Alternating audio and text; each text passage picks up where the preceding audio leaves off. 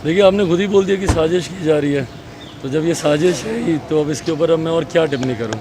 हकीकत है कि जिस तरीके से जनता दल यूनाइटेड पूरी तरीके से बौखला चुकी है, जिस तरीके से माननीय नीतीश कुमार जी अपनी हार से ऑलरेडी हताश हो चुके हैं, ये तो बात वो मान ही चुके हैं ना कि हार तो रहे ही हैं। जिस तरीके से ओपिनियन पोल्स या सर्वे जो उनके इंटरनल हो रहे हैं उसमें ये बात स्पष्ट है कि मुख्यमंत्री हार रहे हैं। अब उसके बाद मेरे ऊपर व्यक्तिगत आरोप करें, जो बोलना है बोलें। देखिए, मैं अपने लक्ष्य से मैं भटकने वाला नहीं हूँ। मेरा लक्ष्य है बिहार को फर्स्ट बनाना, मेरा लक्ष्य है बिहार में सिर्फ विकास की बातें करना। ये लोग नैरेटिव बदलने की कोशिश कर रहे हैं, डेवलपमेंट की बात चल रही है, इनको पसंद नहीं आता कि भैया रोज़गार की बात क्यों हो रही है, पलायन की बात क्यों हो रही है।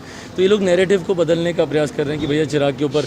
अब मुझे क्या इस बात का भी प्रमाण देने की ज़रूरत है कि मेरे पिता के जाने से मुझे कितना दुख है? नहीं है, ये मुझे नीतीश कुमार जी को बताने की ज़रूरत पड़ेगी।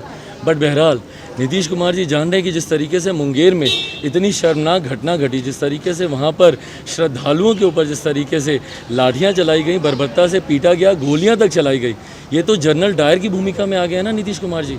जिस तरीके से जनरल डायर ने वहाँ पर जलियांवाला बाग में जिस तरीके से निर्दोषों के ऊपर उन्होंने गोलियाँ चलाई थी, उन्हें मौत के घाट उतारा था, एग्जैक्टली वही सिचुएशन इन्होंने मुंगेर में क्रिएट कर दिया। जिस तरीके, भाई किसको नहीं पता श्रद्धालु उस दिन जाएंगे मूर्ति विसर्जन के लिए? किसको नहीं पता था? सबको पता था। तो उसके बाद क्यों प्रशासन हाथ पर हाथ धरकर बैठा रहा? क्यों उन्होंने उचित व्यवस्था वहाँ पर नहीं की? जस्ट बिकॉज कि आपके एक बहुत ही रसूखदार सहयोगी की सुपुत्री हैं वहाँ की स्थानीय एसपी, इसीलिए उनके ऊपर कोई कार्रवाई नहीं होगी या इसीलिए उनको संरक्षण मिलता रहेगा नीतीश कुमार जी का, ये भी गलत है।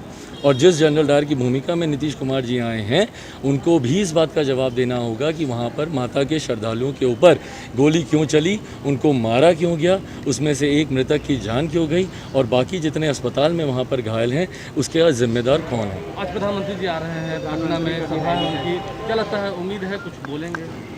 बिहार के विकास के लिए ज़रूर बोलेंगे और मैं चाहता हूँ, मैं सुनना चाहता हूँ कि प्रधानमंत्री जी बिहार के विकास के लिए और क्या नई बातें यहाँ पर करते हैं। बट बहरहाल पुनः वो मेरे प्रदेश आ रहे हैं, उसके लिए मैं उनका स्वागत करता हूँ अपनी तरफ से, अपनी पार्टी की तरफ से। 2014 के बाद पहली बार एक ऐसा मौका है जहाँ पर वो मेरे प्रदेश आ रहे हैं और मैं उनसे राजनीतिक परिस्थितियों की वजह से मिल नहीं पा रहा, तो उनसे मिलना नहीं मिल पाना ज़रूर मुझे थोड़ा सा खलता है। बट बहरहाल प्रधानमंत्री जी का स्वागत मेरे सवाल ये है कि जब प्रधानमंत्री पद के लिए नरेंद्र मोदी का चयन हुआ था, उस वक्त इसी जेडीयू पार्टी ने गठबंधन को तोड़ दिया था और आज फिर से प्रधानमंत्री के साथ मंच साझा करके 2014 में भी मौजूदा मुख्यमंत्री की प्रधानमंत्री बनने की ख्वाहिशें थीं। ये ख्वाहिशें अभी भी मरी नहीं हैं उनकी। आज भी वो किसी ना किसी चुपचाप तरीके से इस साठगांठ में है। देखिए, एनडीए में रहकर तो प्रधानमंत्री के दावेदार बन नहीं सकते।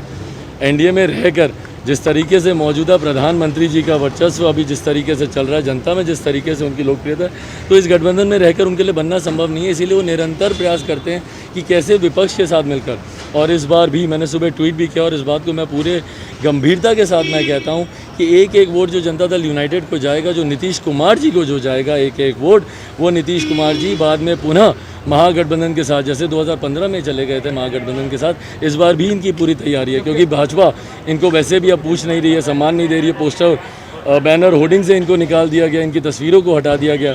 कुछ दिन पहले तक यही मेरे लिए बोलते थे कि भैया प्रधानमंत्री की तस्वीर का आप इस्तेमाल नहीं कर सकते, अब खुद प्रधानमंत्री जी ने इनको अपनी तस्वीरों से निकाल दिया। तो अब ये इस प्रयास में है कि कैसे ये वापस महागठबंधन के साथ 10 नवंबर को परिणामों के बाद ये उनके साथ हाथ मिलाएंगे, कांग्रेस राजद के साथ जाएंगे और पुनः 2024 में प्रधानमंत्री की अपनी दावेदारी पेश करेंगे। मुख्यमंत्री का कहना है कि तेजस्वी के बी टीम के रूप में आप काम कर रहे हैं, संजय झा ने साफ साफ कहा। तेजस्वी की ए टीम के तौर पर नीतीश कुमार जी काम कर रहे हैं, इस बात को मैं स्पष्ट तौर से कह दूं।